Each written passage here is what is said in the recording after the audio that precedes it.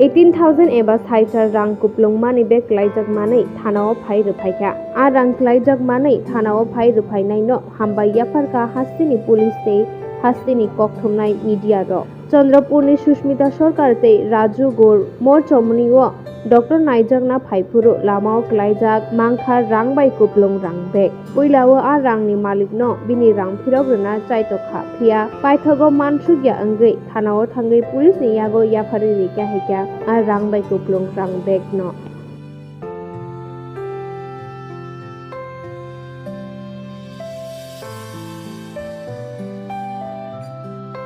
ওর husband Raju সে doctor দেখানোর জন্য এখানে চন্দ্রপুর থেকে মরচমন্ডির দিকে আসছিল।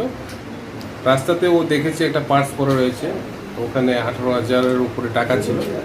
সে যে রেসপন্সিবল সিটিজেন টাকা মানি ব্যাগটা আমাদের থানাতে জমা দিয়েছে, আমরা এটা রেখেছি এবং আমরা ওর অ্যাকচুয়াল ওনারের সঙ্গে কন্ট্যাক্ট করেছি, আমরা পৌঁছে দেবো ওকে। কিন্তু একজন অনেস্ট সিটিজেন হিসেবে ও যে কর্তব্য করেছে, আমরা পুলিশ স্টেশনের তরফ থেকে, পূর্ব থানার পক্ষ থেকে, ত্রিপুরা পুলিশের পক্ষ থেকে আমরা ওকে একটা সম্বর্ধনা দিয়েছি এবং একটা মেসেজ যে সুস্মিতা একজন হাউসওয়াইফ হিসেবে যে ও একটা সমাজকে একটা মেসেজ দিয়েছে যে ও অনেস্টি হচ্ছে সবচেয়ে বড় এবং সে যদিও সে একটা প্রতিকূলতার মধ্যে আছে কিন্তু তার ভিতরে লোভটা জাগেনি। অ্যাজ এ রেসপন্সিবল সিটিজেন সে এই টাকাটা জমা দিয়েছে থানায়, আমরা সবাই ওকে ধন্যবাদ জানাচ্ছি।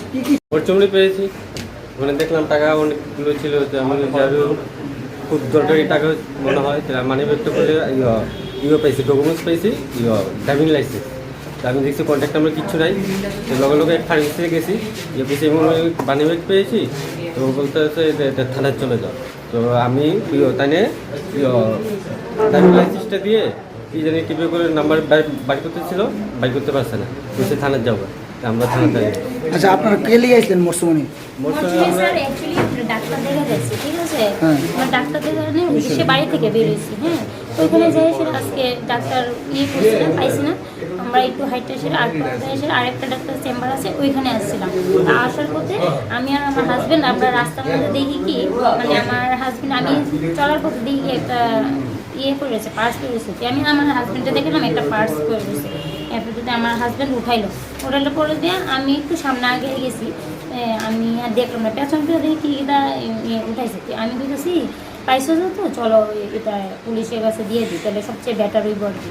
তবুও আমার হাজব্যান্ড চেষ্টা করছে যে না যদি একটা ফোন নাম্বারটা আবার পাই তাহলে ওনার কাছে পৌঁছাই দিই, কিন্তু আমরা তো পারলাম না, চেষ্টা করলাম, তারপরে দিয়ে আইলাম।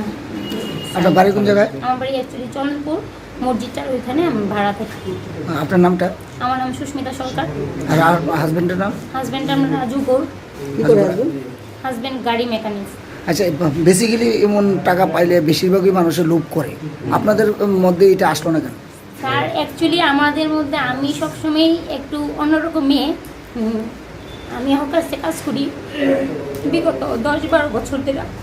অ্যাকচুয়ালি আমি ছোটোবেলা থেকেই অনেক দুঃখিত, আমি সবসময় স্যার এরকম মেয়ে, আমি ওই দোকানে 10-12 বছর ধরে কাজ করি, আমি আজ অব্দি কোনো দিন মানে কোনো টাকার লোভ করছি না। অনেক টাকা আমার দাদা মানে আমার যে ওনার উনি অনেক টাকাই আমার হাতে দিছে, কিন্তু কোনোদিনও এনে পাইছে না। আমি ওনার থেকে আমি সবসময় মনে করি যে সৎ পথে চললে হয়তো বা ভগবান একদিন দেখবো। আমি অনেক কষ্ট করি, কিন্তু জীবনে অনেক স্ট্রাগল করতেছি, এখনও করতেছি, জানি না।